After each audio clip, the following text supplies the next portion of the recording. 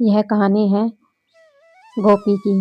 गोपी अपने परिवार के साथ रहता था। वह मोची का काम करता था। अरे चलो ठीक है, मैं अभी जा रहा हूँ, शाम को जल्दी घर आ जाऊँगा। सुनिए जी, चाय तो पीते जाइए, मैं अभी आपके लिए चाय लेकर आती हूँ। फिर पता नहीं खाना आप कभी खाओगे। ठीक है चलो जल्दी करो, मुझे थोड़ी देर हो रही है। तभी उसकी पत्नी राधा उसके लिए चाय लेने चली जाती है। तभी उसका बेटा उससे बोलता है, पापा पापा, मुझे भी आपकी तरह जूते सीने हैं, मैं भी आपके जैसा ही काम करूँगा। अरे ये राहुल क्या बोल रहा है? आपकी तरह ही काम करना चाहता है, जब सब पढ़ लिख कर बड़ा आदमी बनना चाहते हैं। अरे नहीं नहीं, ये तो छोटा बच्चा है, अभी इसे कुछ मालूम नहीं है, बस इसीलिए ऐसा बोल रहा है। चलो मैं चलता हूँ। लेकिन समाज में जातीय भेदभाव के कारण लोग उसे थोड़ा दूर ही रखते थे। उसे बहुत कठिनाइयों का सामना करना पड़ता था। एक दिन, जूते ले लो साहब, जूते जूते बंधा लो, जूते सिला लो, जूते सिला लो साहब, जूते सिला लो। गोपी जा रहा था। अरे ओ मोची, तेरी हिम्मत कैसे हुई मेरी कोठी के सामने ये अपना सड़ा सा ठेला लगाने की? साहब मैं क्या करूँ, ये मेरा धंधा है, इससे मेरा पेट पलता है, आगे से यहाँ पर नहीं लगाऊंगा। नहीं नहीं, चलो मैं अभी अपने आदमियों को बुलाकर तुम्हारा ठेला ही छीन लेता हूँ, तुम्हारी अकल तभी ठिकाने आएगी। अरे अरे नहीं नहीं साहब, ऐसा मत कीजिए साहब, अगर आप ऐसा करोगे तो मैं मेरे परिवार का पेट कैसे पालूंगा साहब, मुझ पर दया करें साहब, प्लीज़ मुझ पर दया करें साहब, दया करें। नहीं नहीं साहब, मेरे परिवार का पेट कैसे पलेगा साहब। तभी वो सेठ उसका ठेला छीन लेता है। वह दुखी होता हुआ नम आंखों के साथ अपने घर की तरफ जाने लग जाता है। रास्ते में हल्की हल्की सी बर्फबारी हो रही थी। उसकी चप्पलों में से बहुत ज़्यादा उसे पैरों को ठंड लग रही थी। वह धीरे धीरे अपने घर की तरफ बढ़ रहा था। थोड़ी देर बाद वह अपने घर के बाहर आ जाता है और देखता है कि घर में से धुआं नहीं निकल रही है। इसका मतलब घर में अभी तक चूल्हा नहीं जला है। उसे थोड़ी चिंता हुई। फिर वह अपने घर की तरफ जाने लगता है, लेकिन उसमें घर में जाने की हिम्मत नहीं थी। जैसे तैसे हिम्मत जुटाकर वह घर की तरफ जाने लगता है। उसकी पत्नी उसे इतनी जल्दी देखकर भड़क जाती है। उसके चेहरे का रंग ही बदल जाता है। अरे राधा, मैं क्या बताऊं, आज तो मेरा ठेला ही चला गया। अरे ये क्या बोल रहे हैं आप, ठेला चला गया? अगर ठेला चला गया तो अब हमारे जीवन का गुजारा कैसे चलेगा? पता नहीं, अब जो भगवान चाहेंगे वो ही होगा। भगवान क्या चाहेंगे? अगर भगवान चाहते तो आज हम इस हाल में और इस गरीबी में नहीं होते। मुझे तो लगता है मेरे नसीब ही खराब है जो मैंने आपसे शादी की। अरे नहीं नहीं, ऐसी बात नहीं है, मैं कल जंगल जाऊंगा, वहां से लकड़ियां काट कर ले आऊंगा, जिससे कि हमें दो वक्त की रोटी खाने को मिलेगी। वह अगले दिन जंगल नहीं जाता, बल्कि एक सेठ के पास जाता है। वह एक सेठ की दुकान पर पहुंचता है। अरे ओ मोची, जरा दूर रह के बात करो, तुमसे बहुत ज़्यादा गंदी बदबू आती है, बताओ क्या काम है? तुम जैसे गरीबों का यहाँ पर क्या लेना देना? सेठ जी, मेरे घर में राशन ख़त्म हो गया है, मुझे थोड़ा बहुत कुछ राशन उधार दे दीजिए, मैं अगले महीने लौटा दूंगा पैसे आपके।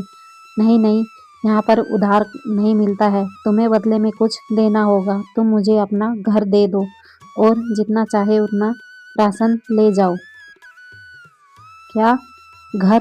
घर कैसे दे दूँ? वो घर तो मेरे सर छुपाने की जगह है, उसके सिवा मेरे पास है ही क्या? मैं आपको घर कैसे दे दूँ? वह थोड़ी देर सोचता है। सेठ बोलता है, अरे ओ मोची, जब तुम ही नहीं बचोगे तो घर का क्या करोगे? भूख से तुम और तुम्हारा परिवार मर जाएगा। इसलिए मैं सही कहता हूँ, ये अच्छा मौका है, तुम मेरे साथ सौदा कर लो। वह उसके कागजों पर अंगूठा लगा देता है और एक थैला भरकर राशन का लेकर अपने घर की तरफ जाने लगता है। कुछ देर बाद वह घर पहुंचता है। उसका थैला देखकर उसकी पत्नी उस पर भड़क जाती है। अरे, ये आपने क्या किया? एक घर ही था हमारे पास, वो भी आप उसे देकर आ गई। वो हमें बर्बाद करना चाहता है। नहीं नहीं राधा, ऐसी कोई बात नहीं है। हम कुछ दिनों तक गुजारा करेंगे, फिर हम अपना घर वापस ले लेंगे। अभी जो राशन है उससे काम चलाओ, अब हमारे बेटे को भूखा नहीं सोना पड़ेगा। नहीं जी, मुझे नहीं लगता कि वो सेठ अच्छा है। वो बहुत ही गंदा इंसान है। वह ज़रूर हमारे साथ कोई चाल करेगा। नहीं नहीं, जो होगा वो देखा जाएगा। तुम सबसे पहले खाना बनाओ और अपने बेटे को खिलाओ। अब उसे भूखा नहीं सोना पड़ेगा। और कल की कल देखेंगे। ठीक है जी, ये राशन आप मुझे दे दो, मैं अभी आप दोनों के लिए खाना बना देती हूँ। अब जैसा भगवान चाहे वैसा ही होगा। कुछ दिनों के बाद वह फिर से सेठ की दुकान पर जाता है, पर सेठ जब उसे दूर से आता हुआ देखता है तो दूर से जोर लगाकर बोलता है, कहाँ चले आ रहे हो? मैंने बोला ना, अभी राशन रास्ते में अटक गया है। मौसम खराब होने की वजह से राशन नहीं आया है। मेरी पूरी दुकान खाली है, तुम फिर कभी आकर ले जाना। देखिए सेठ जी, मेरा परिवार भूखा है। आपने मुझसे वादा किया था कि घर के बदले में जितना चाहो उतना राशन ले जाना। आप मुझे दे दीजिए। अरे, मैंने वादा किया था, लेकिन जब सामान आए तब ले जाना। अभी मेरी दुकान में राशन नहीं है। तुम समझते क्यों नहीं हो? बाद में आकर ले जाना। सेठ जी, ये आपकी अच्छी बात नहीं है। अब मैं और मेरा परिवार कहाँ जाएंगे? मेरे पास एक मकान था, वो भी आपने ले लिया।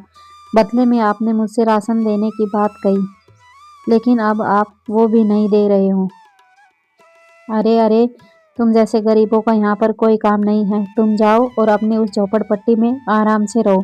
कुछ दिनों बाद आना और राशन लेकर चले जाना। गोपी सारी बात अपनी पत्नी को बताता है। राधा बोलती है, सुनिए जी, मैंने कहा था ना, वो सेठ हमारे साथ धोखा करेगा। उसने ऐसा ही किया। हाँ हाँ राधा, मुझे पता है। सेठ ने आज मुझे राशन देने से मना कर दिया। उसने कहा कि राशन के रास्ते में रुक गया है, अभी आया हुआ नहीं है। सुनिए जी, मुझे लगता है सेठ हमारे साथ कोई चाल खेल रहा है। उसके पास राशन है, लेकिन वो देना नहीं चाहता। अब बताओ क्या करे? कुछ नहीं राधा, तुम चिंता मत करो। मैं कुछ ना कुछ और जुगाड़ लगा लूँगा, जिससे कि हमारे घर के राशन का गुजारा हो जाएगा। जो कुछ थोड़ा बहुत राशन है, थोड़ा बहुत, बिल्कुल थोड़ा बहुत राशन है, उससे कुछ नहीं हो सकता। आप बाहर जाकर कुछ कमा कर लाइए। उधर दूसरी तरफ गांव में, अरे सुनो, सुना है बर्फीली हवाओं का तूफान आ रहा है। ठंडी हवाएं और बरसात आ रही है। जल्दी से अपने घरों को खाली करो और जंगल की तरफ और दूसरे गांव की तरफ चलो, नहीं तो हम सब लोग मर जाएंगे। बहुत जोर से ठंडी ठंडी बर्फीली हवाओं का तूफान उठा है, जो इधर ही आ रहा है। वह अपने परिवार को लेकर गांव से निकल जाता है। जो कुछ थोड़ा बहुत सामान उसके पास था, कुछ राशन, वो सब लेकर अपनी पत्नी और बच्चे के साथ जंगल की तरफ जाने लगता है। वो बहुत दुखी हो रहे होते हैं। एक तो गरीबी, ऊपर से ठंडी बर्फीली हवाएं। वो तीनों जंगल में जा रहे हैं कि बर्फबारी शुरू हो गई है। तीनों बड़े परेशान हैं। उनके पास ना ठंड से बचने के लिए गर्म कपड़े हैं और ना ही खाने के लिए राशन। वो मन ही मन सोचते हैं, हे भगवान, ये हमारे साथ क्या हो रहा है? हमारी जिंदगी अचानक से इतनी नाजुक कैसे हो गई है?